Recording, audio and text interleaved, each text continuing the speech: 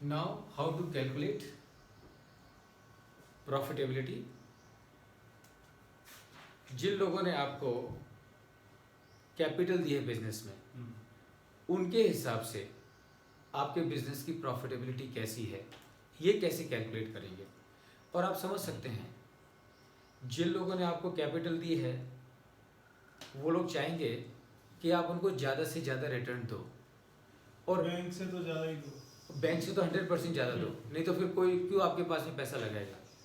तो वो कैसे इवेल्यूएट करेंगे, उसका सबसे पहला रेशियो है जिसको बोलते हैं return on equity. Return on equity. और रिटर्न ऑन इक्विटी कैसे कैलकुलेट करते हैं? Return on equity is EAT और net profit divided by equity.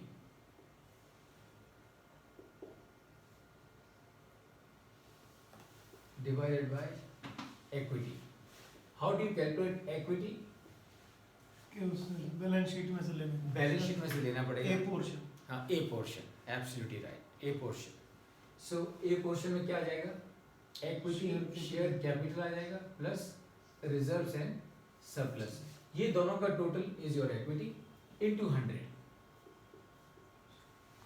ESC is equity share capital, equity share capital is ESC। सो इससे आपको क्या मालूम पड़ेगा? इससे आपको मालूम पड़ेगा कि आपने शेयर होल्डर्स को क्या रिटर्न कमा के दिया है। इससे आपको मालूम पड़ेगा कि आपने शेयर होल्डर्स को कितना रिटर्न कमा के दिया है। More the merrier, more the merrier, right. Number 2, what you have to calculate, जो दूसरा रेशियो जो आपको कैलकुलेट करना है, it is known as return on capital employed. Return on capital employed. ये कैसे कैलकुलेट करेंगे? ये कैलकुलेट करेंगे EAT plus interest divided by debt plus equity. Return on capital employed into 100 divided by debt loan plus equity. अब इसमें खाली आपको एक चीज याद रखनी है, डेट यानी कि लॉन्ग टर्म डेट। डेट यानी कि लॉन्ग टर्म डेट। इक्विटी तो इक्विटी शेयर कैप, इक्विटी तो इक्विटी है, वो तो सवाल ही नहीं। सो ये आप, अच्छा अभी आपको क्या करना पड़ेगा? अभी आपको क्या करना पड़ेगा ये रेशियो कैलकुलेट करने के लिए? आपको जो इंटरेस्ट का जो फिगर है आपके जो उसमें दिया है, वो इंटरेस्ट का फिगर इज, कैलकुलेट करना पड़ेगा। वो उसमें से आपको सेग्रीगेट करना EIT पड़ेगा। और EBT से माइनस, उसमें से आपको क्या, उसको सेग्रीगेट, क्योंकि वो जो इंटरेस्ट का फिगर आपके उसमें है जो हमने P&L बनाया, माइनस कॉस्ट, वो दोनों उसमें कॉस्ट, उसमें इंटरेस्ट ऑन वर्किंग कैपिटल भी है, इंटरेस्ट ऑन टर्म लोन भी है। तो आप क्या अज्यूम करिए कि उसमें से आधा इंटरेस्ट टर्म लोन के ऊपर है और आधा इंटरेस्ट वर्किंग कैपिटल के ऊपर है। यानी कि यहाँ पर कितना इंटरेस्ट आएगा? टर्म लोन हो गया हाँ, टर्म लोन वाला, यानी कि कितना आ जाएगा? 50%। 50% आ जाएगा, राइट। तो ये आप दोनों रेशियोज कैलकुलेट करिए, should not take you more than. नहीं, बट ये ROE और इसमें डिफरेंस क्या है? हाँ, Return on- ROE देखो नीरज, रिटर्न ऑन इक्विटी यानी कि ROE मैंने इज जो पैसे लगाए, जो प्रमोटर ने जो पैसे प्रमोटर ने जो पैसा लगाया, और return on capital employed promoter ने भी, और बैंकर्स ने, बैंकर्स ने भी, लेंडर्स ने भी, दोनों ने जो पैसा लगाया वो रोसे बताता है, इसको रोसे बोलते हैं। ROCE, हाँ, ROC, ROCE. So net profit plus interest. हाँ, पर अब याद रखिए अमोल, इंटरेस्ट हमने क्या, क्योंकि चूंकि आपने जो P&L हमने सुबह बनाया ना, उसमें हमने आपको इंटरेस्ट का एक ही फिगर दिया है। वो उसमें इंटरेस्ट वर्किंग कैपिटल पे भी आ गया और इंटरेस्ट टर्म लोन पे भी आ गया। तो और आपको ये रेशियो कैलकुलेट करने के लिए interest on term loan, long term date, interest on long term date चाहिए, क्योंकि ये जो डेट है ये लॉन्ग टर्म डेट है, non current liability, non current liabilities. Long term date यानी कि नॉन करंट लायबिलिटीज। तो ये आप क्या करिए उसमें अमित, क्या करिए, जो इंटरेस्ट का फिगर है ना आपका जो P&L में, उसको आप आधा करके यहाँ पे ले लीजिए for calculating this ratio. Do you follow this? Okay. तो आप ये मान के चलिए कि वो जो इंटरेस्ट का फिगर है उसमें आधा टर्म लोन के ऊपर है और आधा वर्किंग कैपिटल के ऊपर है। तो यहाँ पर क्या आएगा, यहाँ पर interest on long term debt आएगा। तो डेट कितना है? Debt debt is given, balance sheet में है, देखो बैलेंस शीट में term loan, term loan is long term loan debt. is 1500. and what is EAT is 225 ना? so what is equity share capital over here? No, your balance sheet में, balance sheet first balance sheet का liabilities का top portion देखो। अच्छा balance sheet में है ना ये 1100 1100 equity plus reserve and surplus. हाँ, कंबाइन टुगेदर, दैट्स राइट। 1100 सो 225 आपका EAT है, हाँ 1100 आपकी इक्विटी है, हाँ, इनटू 100 तो रिटर्न ऑन इक्विटी हो गया। 0.5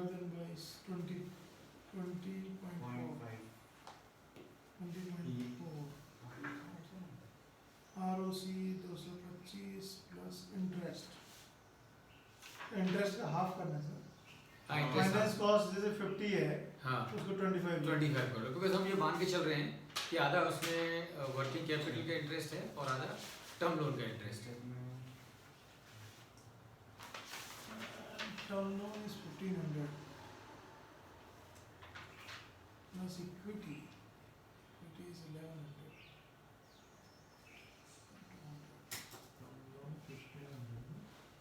हो गया? ओके, कितना आरोही कितना है? ROE 20.44%. Okay, Return on ROS ROCE. is ROCE 10.5%. Not 9.5 10.5. 250 divided by 2600 250 नहीं 225। 225 प्लस 25 हाँ, very good, very Sorry, good. 250 divided by 2600 9.5. into 100 तो 9.5%। तो ROE और ROS जस्ट हाफ हो जाता है क्या? नहीं, नॉट नेसेसरी, वो अपने फिगर्स ऐसे लिए हैं। क्योंकि It depends on the debt. It depends on the debt. और वो फिगर 1000 है इक्विटी 1000 है प्लस उसमें रिजर्व सरप्लस भी आ जाएगा। हाँ, तो 1100 हो जाएगा। एंड अमित समझ के लोग क्यों मालूम है क्या? क्योंकि इक्विटी तो शेयर होल्डर्स का पैसा है, जो रिजर्व एंड सरप्लस है वो भी शेयर होल्डर्स का ही पैसा है, क्योंकि वो प्रॉफिट कमाया और बिजनेस में वापस लगा दिया उसको।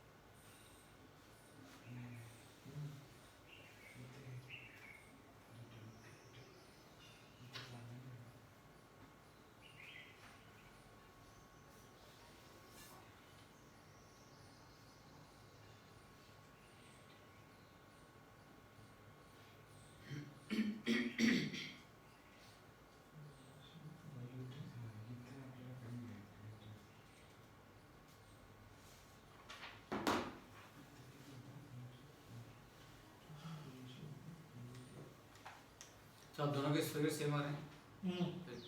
ओके, हाँ नहीं, नो प्रॉब्लम। तो कि मैं आई विल क्लैरिफाई दिस। देखो अभी पहला रेशियो कैसे कैलकुलेट करेंगे? ईएटी कितना है? 225 225। एंड इक्विटी कैसे कैलकुलेट करते हैं? Equity share capital plus reserves in surplus. And इसका लॉजिक समझ के लीजिए, क्योंकि इक्विटी शेयर कैपिटल यानी कि शेयर कैपिटल वो तो शेयर होल्डर्स ने बिजनेस में लगाया, वो उसका पैसा हो गया। वो जो बिजनेस में प्रॉफिट कमाया और वो जो प्रॉफिट बिजनेस में वापस लगा दिया, वो किसका पैसा है? शेयर होल्डर का ही पैसा है। तो शेयर होल्डर्स का बिजनेस में आज की तारीख में कितना पैसा हो गया? इक्विटी हो गया which is how much? 1000 right. And reserve surplus कितना हो? 100। 1100। सो 225 1100 into 100 is equal to 20.4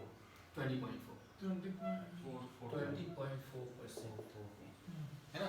तो अब इसका मतलब क्या हुआ? इसका मतलब ये हुआ कि ये बिजनेस ने शेयर होल्डर्स को 20% का रिटर्न कमा के दिया है। अब ये अच्छा है कि बुरा है कैसे मालूम पड़ेगा?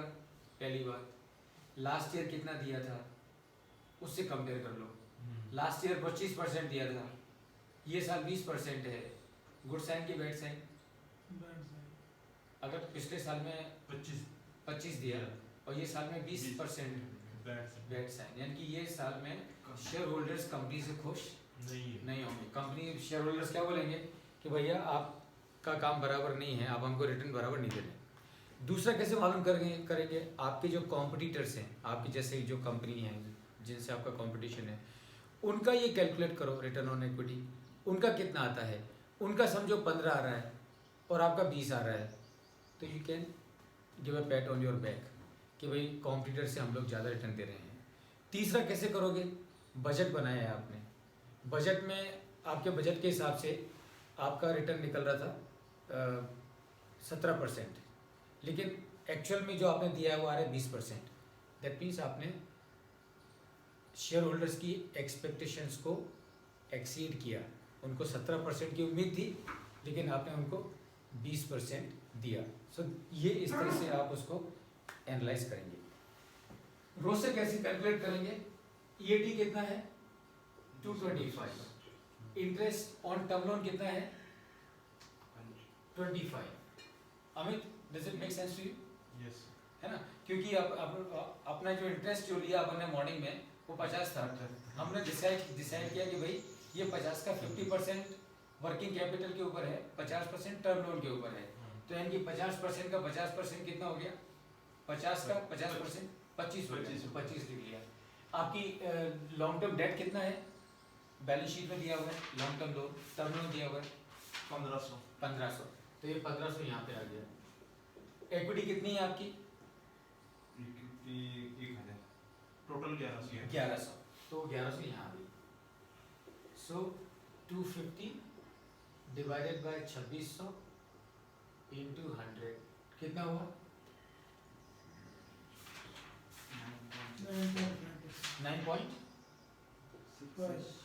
9.5%।